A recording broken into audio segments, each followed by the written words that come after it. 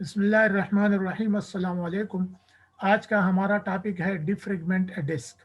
एक डिस्क को, hard drive को किस किस तरह हम डिफ्रेगमेंटेशन करेंगे, उसमें डिफ्रेगमेंटेशन का प्रोसेस किस तरह अप्लाई करेंगे। Files fragmented when received.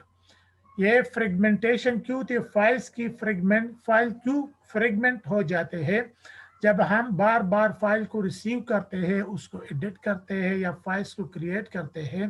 तो हार्ड ड्राइव के ट्रैक और सेक्टर में फाइल जब स्टोर होती है तो वो एक एरिया में नहीं होती। मैं ज़रा आपको रफली हार्ड ड्राइव का ये प्रोसेस बताने की कोशिश करता हूँ। जब हम ड्राइव को फॉर्मेट कर देते हैं तो इस तरह उसकी सरफेस पे ट्रैक और सेक्टर बन जाती है।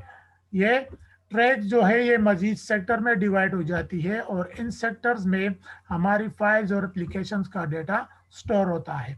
इन फाइल्स और ट्रैक्स और सेक्टर जो है ये एप्लीकेशन और एप्लीकेशन की फाइल्स को या यूजर के क्रिएटेड फाइल्स को अपने अंदर स्टोर करती है। फॉर एग्जांपल, एक फाइल है, हमने ऑलरेडी है, हमने उसमें एडिटिंग कर दी, हमने उसको चेंज कर दिया।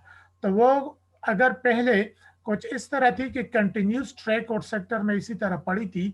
जब हम नया फाइल क्रिएट करते हैं तो शुरू में तो होता यह है कि ज़्यादातर जब डिस्क में स्पेस भी खाली हो, स्पेस ज़्यादा हो, तो ये इस तरह करीबी सेक्टर्स में एक फाइल स्टोर हो जाता है।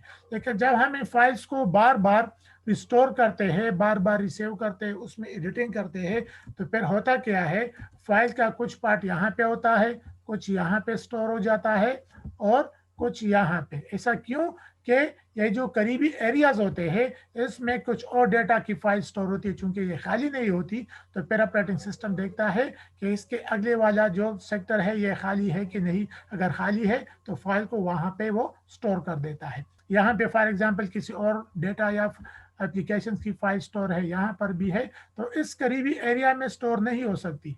तो इस वजह से इसका ट्रैक की परफॉर्मेंस पे बेट इफेक्ट क्या है कि फॉर एग्जांपल ये वाला फाइल है, एक पार्ट इसका ये है, दूसरा पार्ट इसका यहाँ पे है और तीसरा पार्ट इसका यहाँ पे है। जब यूजर इस फाइल को सर्च करेगा और इसको रन करेगा अपलोड करने के लिए, तो ऑपरेटिंग सिस्टम क्या करता है, उसको इस फाइल को सर्च कर देता है। तो उसको उसके फेट टेबल में से पता चलता है कि इस फाइल के जो पीसेस है वो एक एरिया में, नज़दीकी एरिया में नहीं है, बल्कि वो स्कैटर्ड हालत में इस हार्ड डिस्क में स्टोर है। तो फिर ऑपरेटिंग सिस्टम इस फाइल को रीड करता है।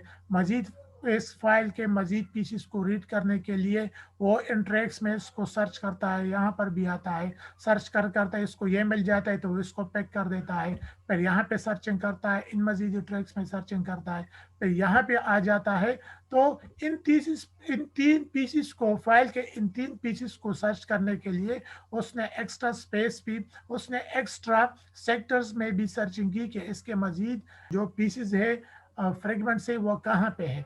तो इस लिहाज से ऑपरेटिंग सिस्टम को एक फाइल को सर्च करने में टाइम लग जाता है। डिफ्रेगमेंटेशन से होता क्या है, डिफ्रेगमेंटेशन का प्रोसेस जब हम अप्लाई कर देते हैं तो ये फाइल जो है ये सारी एक नज़दीक एरियाज में आ जाती है, एक दूसरे के करीब हो जाती है। मसलन ये फाइल थी, इसके सारे पीसेस यहाँ पे आ गए। ऑपरेटिंग सिस्टम ने इस तरीके से ये किया कि इस फाइल के सारे जो अदर पीसेस यहाँ पे स्कैटर पड़े हैं उसको यहाँ पे नज़दीक कर दिया, और इन एरियाज में किसी और फाइल के जो पीसेस पड़े थे उसको उस फाइल के नज़दीक कर दिया। डिफ्रेगमेंटेशन के बाद जब हम फाइल को सर्च करेंगे तो हम देखेंगे कि हमारे जो हार्ड ड्राइव की परफॉर्मेंस है वो बहुत बेहतर हो जाती है, बहुत तेज़ी के साथ वो फाइल को अपलोड कर देता है। Fragmented files load slower. Fragmented जो पीसेस है फाइल के वो स्लो, वो तेज़ी से नहीं, वो स्लो अपलोड होते हैं क्योंकि वो दूर होते हैं। ऑपरेटिंग सिस्टम उस पर टाइम देता है सर्चिंग करने में, इस वजह से एक फाइल को लोड होने में टाइम लग जाता है। Tip fragment puts the fragmented together. Defragmentation का जो प्रोसेस है वो इस फ्रेगमेंटेड को, उस फाइल के पीसेस को एक दूसरे के नज़दीक ये उसको स्टोर कर देता है, ले आता है और सारे पीस को नज़दीकी ट्रैक और सेक्टर में उसको स्टोर कर देता है। This should be defragment monthly. Disk को महीने में एक बार उसकी डिफ्रेगमेंटेशन करनी चाहिए। अब मैं आपको बताने की कोशिश करता हूँ कि इसको हम हार्ड ड्राइव में किस तरह इस पे ये इम्प्लीमेंटेशन करेंगे डिफ्रेगमेंटेशन की। तो फॉर एग्जांपल ये वाला हार्ड ड्राइव है, मैं यहाँ पे जाता हूँ और ये वाला हार्ड ड्राइव है, इस पे मैं राइट क्लिक करता हूँ और प्रॉपर्टीज में जाता हूँ।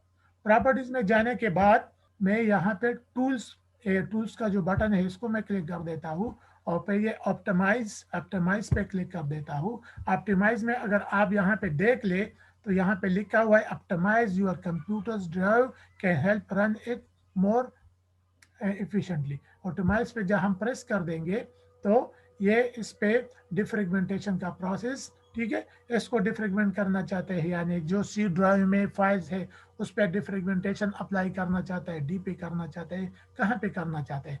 मोस्टली अगर हम सी पे कर देता है तो चूंकि सी में जो ऑपरेटिंग सिस्टम भी इंस्टॉल होता है तो सी पे अप्लाई करने से सिस्टम की जो परफॉर्मेंस है वो ज़्यादा बेहतर हो जाती है। इसके बाद अगर डी पे अप्लाई करेंगे तो और भी बेहतर हो जाएगी, लेकिन सी में ऑपरेटिंग सिस्टम होता है, इस वजह से ऑपरेटिंग सिस्टम के फाइल्स भी एक दूसरे के नज़दीक उसके पीछे आ जाते हैं, तो परफॉर्मेंस सी ड्राइव की बेहतर हो जाती है और ओवरऑल हमारे सिस्टम, इससे ओवरऑल हमारी सिस्टम की परफॉर्मेंस भी बेहतर हो जाएगी। एनालाइज करेंगे, ये प्रोसेस करेगा कि कौन सा फाइल कहाँ पे पड़ा है। जब भी एनालाइज कंप्लीट हो जाएगी एनालाइजेशन तो फिर हम ऑप्टिमाइजेशन पे क्लिक कर देंगे। तो ये पूरा प्रोसेस करके टाइम लेगा, ये टाइम जितना डेटा इसमें ज़्यादा होगा ये इतना टाइम लेगा, लेकिन एक बार इसने कंप्लीट कर दिया सिस्टम रिस्टार्ट हो जाएगा और फिर हमारे सिस्टम की जो परफॉर्मेंस है आप इसको खुद ही देख लेंगे कि वो बहुत ज़्यादा बेहतर हो जाती है।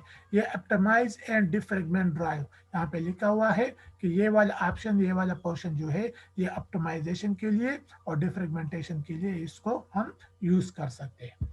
तो आज के लिए इतना ही, इंशाल्लाह नेक्स्ट टाइम पे मज़ीद इस हवाले से टॉपिक्स को डिस्कस करेंगे।